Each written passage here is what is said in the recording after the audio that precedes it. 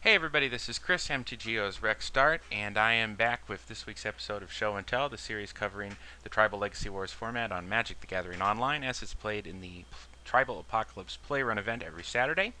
And I'm going to start this week with an in-depth look at the Cephalid Breakfast deck, playing it, fighting it, because it was effectively a Cephalid Breakfast mirror match that determined the champion this past week.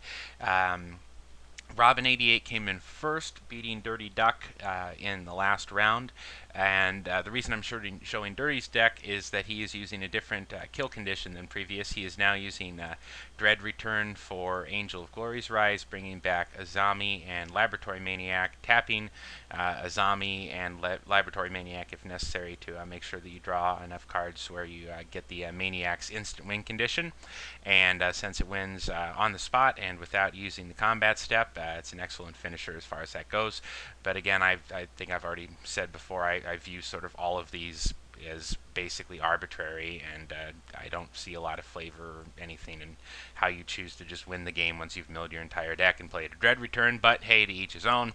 The deck functions. I covered it in my deck tech series in the archetypes on graveyard combos last fall, and you can go back to that for a look at this and some other ones, but basically it's using Nomads and Core to repeatedly target Cephalid Illusionist, mill your entire library, and hit a couple Narcomoebas on the way down, flash back a Dread Return, and then do whatever your little kill condition is. This is typically played in Core because the one half of your combo is in Core, and that's the half that lets you get Stoneforge Mystic, so you get not only the ability to tutor up a Shuko as sort of a secondary way to go off of the Illusionist, but you also get the ability to tutor up a Batterskull as a excellent plan B in case your opponent has some kind of graveyard hate or something else shutting this down. You can also tutor up, say, a Sword of Fire and Ice, start going wild with a Core Duelist, and it gives you Core Sanctifiers to try to kill an opponent's hate card or other problem card, artifact or enchantment. So very solid tribe for this combo to be built in. For those of you wondering, it's called Cephalid Breakfast because in the old days, all of the combo decks had to be named after breakfast cereals for some reason that only people on Usenet will ever know. And this one was rather lazily just named Cephalid Breakfast because it had a cephalid in it. Anyways, for those of you who are wondering how you would fight against this deck, the good news is there are ways that you probably have in your deck already that you can do that, and we're going to start with, if I can load them up and put them down here in the sideboard. Okay, Counterspell. You can't play Aether Vial in this format. The regular Legacy deck does, so you can counter either of these guys. They'd have to have 2 Cavernous Souls to protect them both because they're different creature types. So a pretty safe bet that you can counter one of these guys. You can wait until they try to go off, counter the Dread Return. That is dangerous because some versions use Cabal Therapy, so be careful about that. Spot removal is instant speed. Spot removal is fine as long as you use it on the creature that's in play when they attempt to cast the other one, because if it makes it into play, you're not going to be able to do it. They can do this in instant speed. Damage-based has a bit of a problem that Nomads and Core can try to redirect it to something else, but that is good against the Illusionist. You can also use any of these against the Illusionist if they go with the Shuko plan, because equipping is sorcery speed. Finally, you can use targeted discard to try to disrupt. That's always good against any sort of combo deck, and it's pretty decent against a lot of the format.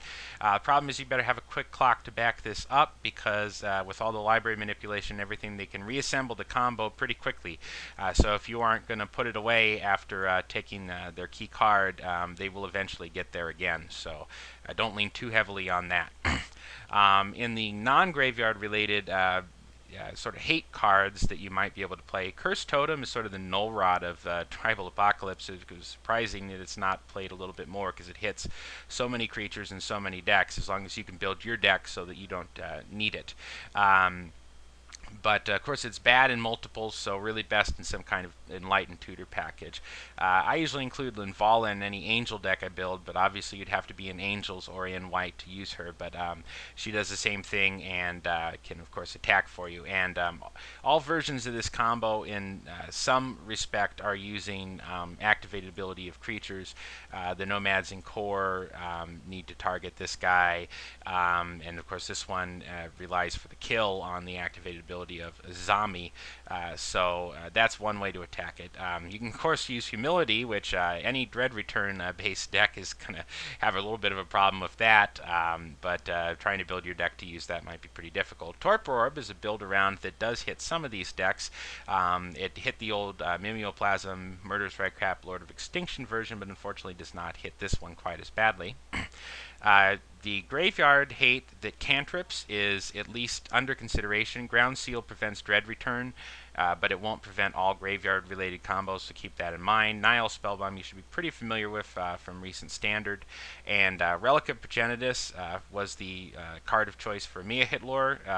When this deck was popular last fall, he put it in his Assassins build and his other weenie aggro decks as a way to shut that down. It has a lot going for it. Just keep in mind that it's not as generally useful in this format as it is in Legacy, where it's legitimately main deckable. It hits Knight of the Reliquary, Tarmogoyf, things like that. But unfortunately, you're not going to see that as often as you're going to see that sort of thing in regular Legacy.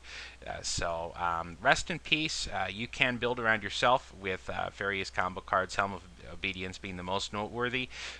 So that is something that you might have that gives you the benefit of being a combo deck that's good against other combo decks.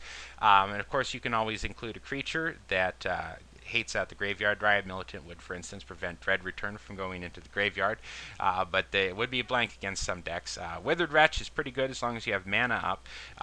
Again, most of them are in black that are good in this situationally, but Dryad Militant does at least give beatdown decks a way to deal. Finally, you have sort of an anti-combo category here of extraction effects. Surgical Extraction and the old Extirpate. I don't think Split Second matters that much, so I'd probably just play Surgical Extraction. Of all of these, this is probably the best in general against other decks because it can also hit Punishing Fire, so if you were an aggro deck, you'd probably be concerned about that, and that is really commonly played. So Surgical Extraction can hit Punishing Fire. It's even pretty good in multiples because the first one lets you look at their hand, and then the second one you can strip out a couple cards from their hand also if they happen to have one in the graveyard. At least it gives you that information. It sometimes sets up that kind of play. So it's like the least dead against non-combo decks, but still overwhelmingly more powerful against combo decks. But it is at least theoretically I think of all these options, it's the one I could most see myself playing and wouldn't be embarrassed to be casting against a non-combo deck. The old Cranial Extraction effects, including the new Uncountable Slaughter games. You have to know what to name with this card. Yeah, I guess similarly you could use something like Meddling Mage or Nevermore or something like that would have the same issues. You'd have to know what to name, so you'd have to think that one out. That's sort of the drawback of these. Plus the expense at 4, they might be a little too slow in some decks. And then there's the old cap effects, such as Jester's Cap, and a Sadistic Sacrament was a more recent example.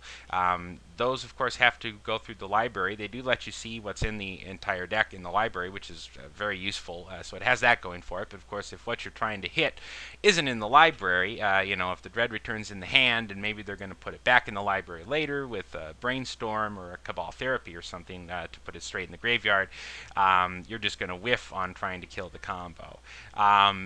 Hide and Seek is a good one that has usefulness. If you can cast both sides of it, it acts as versatile removal, or it acts as a single extraction effect, and even when that's not good, it does incidentally gain you some life.